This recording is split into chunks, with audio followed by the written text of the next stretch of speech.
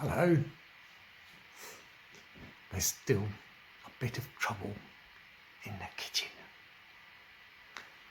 Those fellas from Hitchin, the brisk whisk and the silly spoon are at it again. They're not getting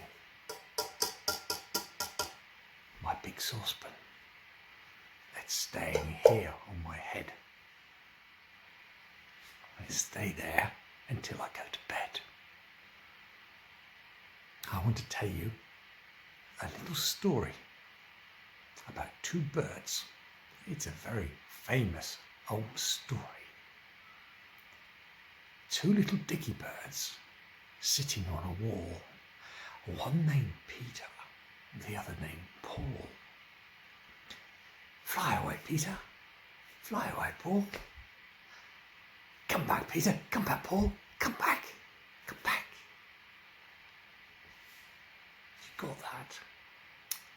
Two little dicky birds sitting on a wall. One named Peter, the other named Paul. Fly away, Peter. Fly away, Paul. Come back, Peter. Come back, Paul.